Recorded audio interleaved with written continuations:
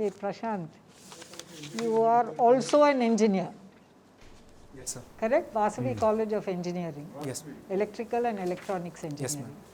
So let me ask you the first question. Why, after engineering, are you wanting to enter the civil services? Ma'am, initially I did not know how to enter into civil services, ma'am. It's not my childhood dream. I thought it is for elated people, I mean people from elite group or academically very merited people. But while I was doing my graduation, ma'am, while the chance was to consider my career options, at that time I was highly impacted by working of an IT DAPO, ma'am, at my region, Parvatipuram, ma'am. So I thought that the scope of working, the canvas was very large as in civil services, ma'am, rather than an electrical engineer. The cause and effect, or there are some projects, ma'am, whereby the output is a reward in itself in such kind of services. So I wanted to make it as a career and I started preparing. Okay. Have you appeared before? Yes, ma'am, I went to main stage once and this was my third attempt, ma'am. Okay. So now recently an announcement was made by central government about reservation for for medical education, both graduation and the specialization. What is it and what are your views? What was that reservation? Ma'am, this reservation is regarding all India quota, ma'am, which the state governments provide in their seats regarding people coming from other states, ma'am. So in graduation it is about 15% and in post graduation it is 50%, ma'am. But in this 15% also there are not, I mean reservation have not been allotted. So they wanted to provide this kind of reservation to OBC and I mean SC STs it is there, but for OBCs and EB, I mean economically backward sections it was not present, ma'am. So they wanted to give it So to what them. is that percentage? It's 27% for OBC and 10% for I mean Economically weaker, EWs. So now the total percentage of reservations will go above 50%? Ma'am, I think it is a classification under what have been already given, ma'am, like the 15% which have been given. True, but it is above 50% now. Yes, ma'am. So what is your view on this reservation? So then the general, the general people who don't fall in these reserve categories, their Ma'am, quota under is 16, getting ma'am, less Article and 16. less. Clause What 4 is it your have been view said about that we need to reservation? provide special provisions And for it those was people there who in are the constitution. I mean, Under which economically article and can you socially tell backward. me? Yes. So it's been going on since then, since our constitution was framed. So how long does this go on? Is this the way forward? Ma'am, under Indra Sawhney judgment, ma'am, it have been given a limit of 50% because exceeding it would be penalizing those candidates from general category. So it has kept with a purpose, ma'am. So definitely we should not breach it for our political causes.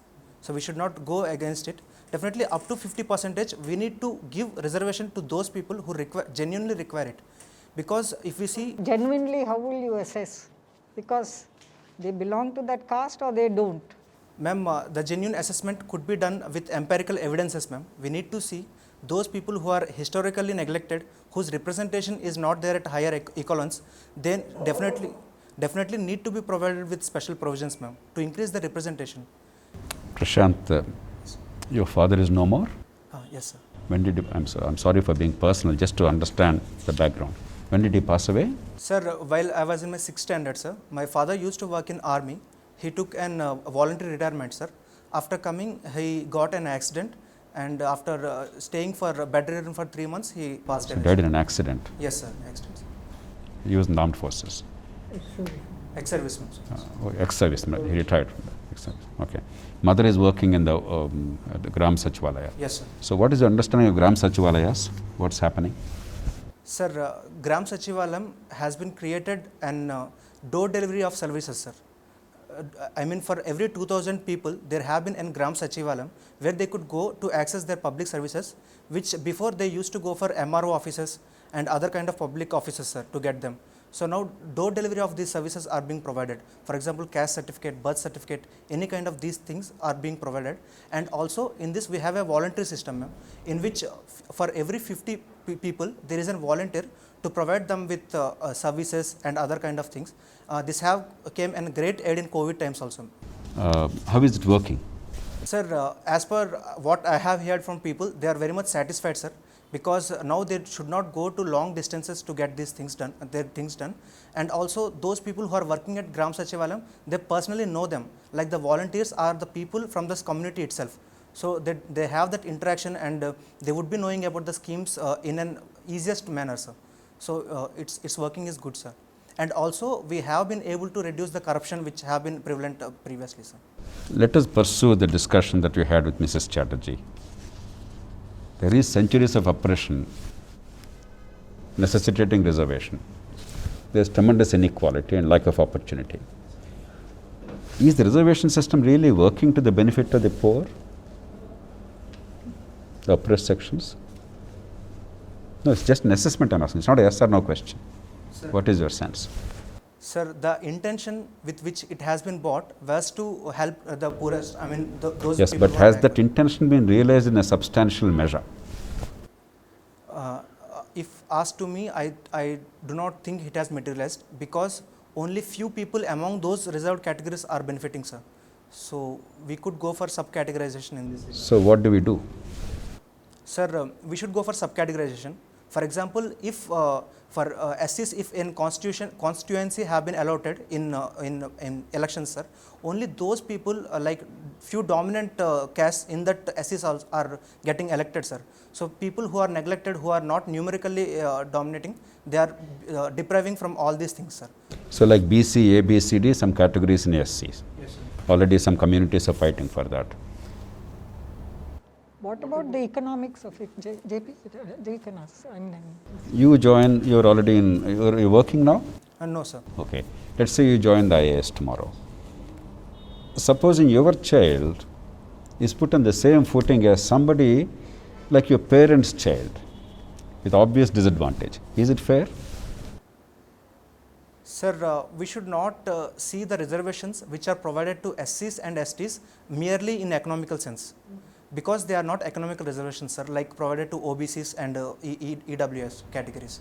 They are some social deprivations which we need to see, the social stigma which is attached, or the kind of social injustice which is carrying out. No, but OBCs also are on the same ground as SCs. They are saying we also, there is social stigma. Some OBCs at the lower caste. No, the point is, what is the idea of reservation? That educational and employment opportunities help overcome discrimination, right? Yes. A collector's child and a laborer's child, are they on the same footing within the same caste? No, sir, it should not be done, sir. Then you said rightly, some people who got the benefits continue to get the benefits. Yes, sir. So within the sub-community also, some families that get the benefit, they corner all the benefits. Yes, sir. Is that right? It is not ethically right, sir. So how do you set it right? Sir, we could go for subcategorization and also voluntary give up of this kind of benefits. So, Voluntary, then why not ask? That is a general social reform and preaching. What should the public policy do? sir, they could go with subcategorization. Based on? I do not think creamy layer in this regard is applicable, sir. You don't. I do not think, because So a collector's child must be, or a minister's child must be equal to a laborer's child in the same community. no, sir, I do not mean it, sir. Then- Then you will figure out either yes or no. Sir, I think it is very much ethically, many dilemmas involved in it, sir. Mm. So it requires a larger debate rather than just a simple yes or no. I think. Okay. Reservations are at what level in India typically? They are for providing, employment and education, sir, Education where? at higher levels. Higher education. How is our school education? Sir, I studied in Kendriya Vidyalaya, sir. You said in a decent school because of your father's military background. But in general, how is our school education? Sir, The children that go to ordinary schools in India, are they able to fulfill their potential? no, sir, they are not able to fulfill, sir. Now, if you have third-rate school education, what benefit will reservation and higher education impart? Yes, sir. So, what do you do? Sir, we need to tackle it in a structural manner in which we would be starting from primary school level, sir. We need to work upon the infrastructure and the national education policy, which is talking about 360 degrees analysis of children development. We need to implement it also. By doing this, I think in a long term, sir, we need to be more optimistic. Why did India fail for 70 years? It does not require genius to understand this simple point. We talk about reservations all the time, never talk about quality of school education. Why? Sir, for any kind of failure, I think will is the main necessity, which is which is in not there, which is So lacking. that means these policies are dishonest because there is no will. Sir, they might be failing at implementation level. Can you really say policy is good and implementation is bad? Sorry, sir, I'm not Can you able to really answer. say policy is good but implementation is bad? That's what I hear all the time. Sir, I think policies would be good, sir, because they have been passed out after several deliberations. No, if implementation is bad, can you call a policy good? No, sir. In its overall nature, it is failing. So it's a bad policy. Yes, sir. The idea of policy is not give a slogan. Yes, sir. Create a mechanism by which the goals are achieved. Yes, sir. Yes, sir. So it's bad policy, right? Yes, sir. How do you set it right? Sir, we need to see from the policy making level to the implementation level. Don't give me generalities, give me specifics about school education. Sir, we need to emphasize upon the outcomes. Absolutely. We need to not only emphasize upon the outlays which we are making at the policy level, but also the outcomes, like what level of education they are attaining. Are they qualifying this PISA test which have happened, which the international community is conducting. So these kind of tests are… What is our position in PISA tests? Sir, we have refrained from joining it, sir. When we were there? We were lastly in 2009, sir. So what was our position then? 91st, from bottom we were second country. Absolutely. There is one country which is distinguished itself even more. Which is that? It was some country from Africa, sir. No. Central Asia, Kyrgyzstan. Kyrgyzstan. All right. Some of the, say during this pandemic time, some of the economists suggested that distribution of cash will revive the economy. Do you agree with that statement? Yes, sir. In short-term measures, I agree with it, because in pandemic times, people did not have money to spend on discretionary goods. They are only being spending on health. So definitely providing with them with money, they would be starting this consumption cycle, which would start revive this economy, sir. So in short time, it is required. Providing cash or providing some sort of incentive in kind. Sir, providing cash like welfare schemes or some kind of stimulus package by reviving infrastructure projects. So these kind of things could revive the economy, sir. But how does the government will get money? Where from? Sir, government have few policy options, like it could tax upon eco tax, sir, ecological tax, or it could go for sovereign bonds. Like our growth rate is more than our interest rate, sir. So definitely taking a loan would not harm us more. So sovereign loans it could go on, sir. And also it could take money from RBI, the excess money which is there with RBI. So these are few measures, sir. But say that the GDP of our country, where do we exactly stand right now as far as GDP is concerned? Sir, we are growing at, and we used to go at a double-digit rate, but now we are growing at a single-digit rate, sir. But it is also illusionary because of the base effect which we are having with the 2020 pandemic year, sir. So definitely that effect would be there. So realistic analysis statistics need to be drawn in this regard, and our policies need to be framed, sir. Okay. There are water issues which are very much prevalent between different states. How are we going to resolve? Sir, water is a natural resource which needs to be shared. In this regard, sir, I think the work of science and engineers needs to be more. Or else, let me ask you one more question. Is it justifiable on the part of a particular state claiming that their share is more compared to other state? How is it to be distributed and who should be held responsible for that? Sir, under Article 262, Center has this responsibility of solving any kind of interstate water disputes, sir, between states. But unfortunately, it needs to be under science and engineers. This needs to be managed. But in this regard, politicians and sentiments are dominating the scenery, sir. So what we could do is we could adopt global practices, sir, best practices like basin level management. like accessing with empirical data, with scientific data, we could know how much utilization each and every state requires. For example, with the population, with the agriculture, industries which the state is having, we could allot the necessary, I mean, proportionately we could allot the resources, sir, water resources. So this could be done. And I see some of the states, though it is proposed by the central government, union government, some of the states are not agreeing to the proposal made by them. Then what? Sir, because it is against their competing claims which they are making, sir. For example, they have already started few projects upon the rivers which are going. So the central government has denied those proposals. It has said they need to take permission, a fresh permission needs to be taken. So states are not agreeing to these kind of things. No, if you take an example, there is an issue between Kaveri issue between Karnataka and Tamil Nadu, and issues between Telangana and Andhra, issues between Tamil Nadu and different others, I mean Kerala. There is a very big problem between Kerala and Tamil Nadu. There is one issue. What is that? River issue. Sir, it's regarding Kaveri issue, sir. No.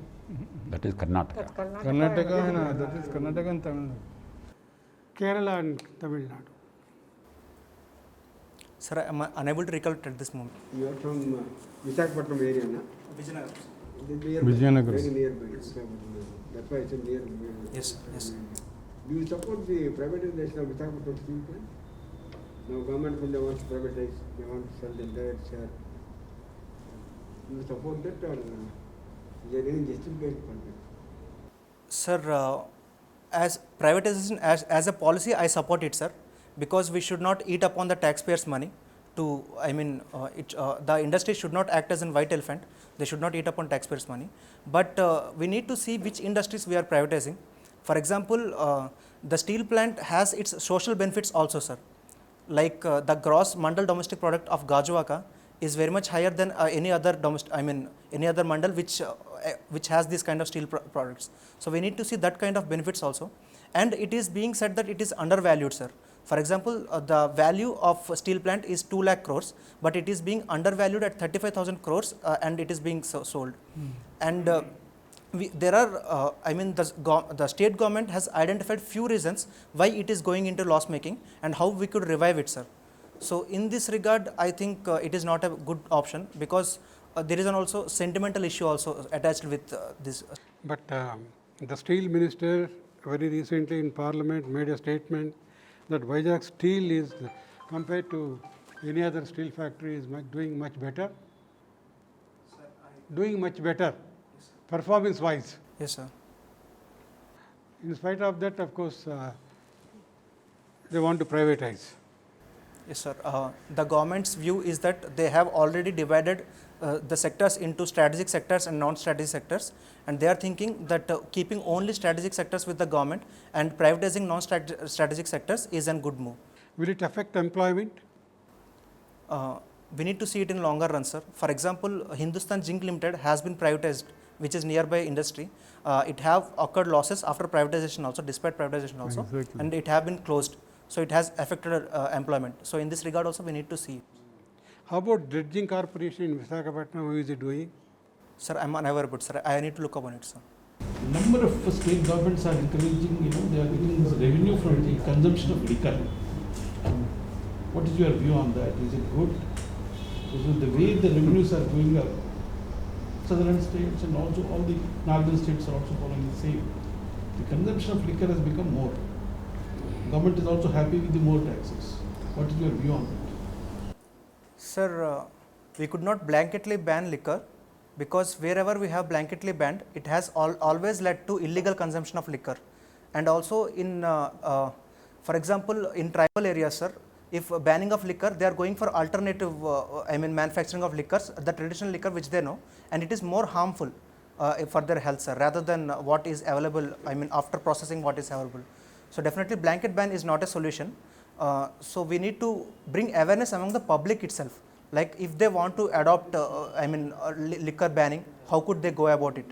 This kind of awareness would be helpful in the longer run, rather than something imposing up from, upwards, sir, from the government itself.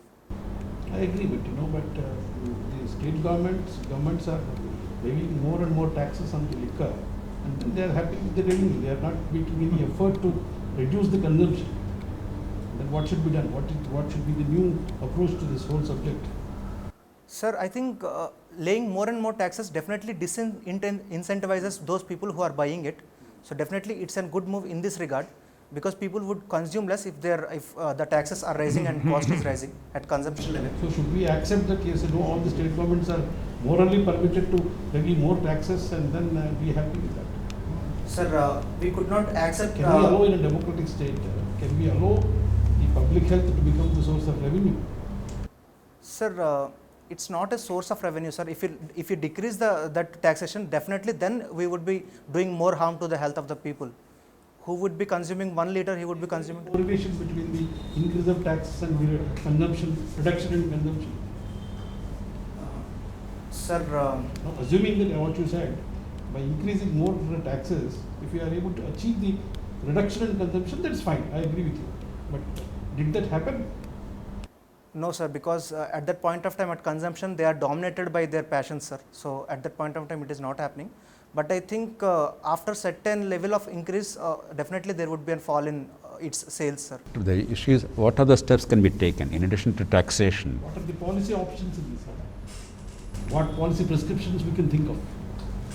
Sir, we could provide with government rehabilitation centers for those people who are addicted towards consumption of alcohol. We could empower women, sir.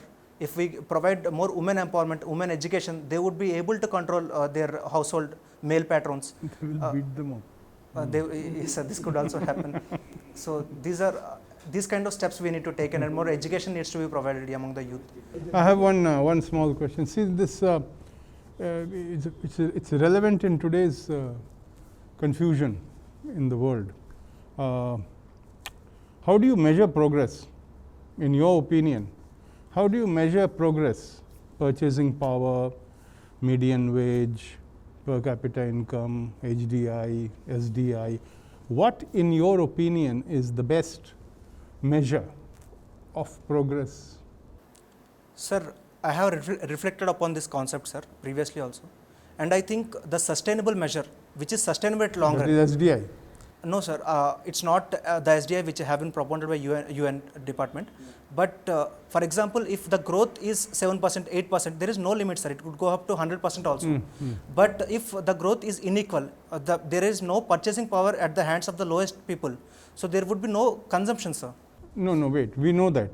I'm just saying, which is the best measure?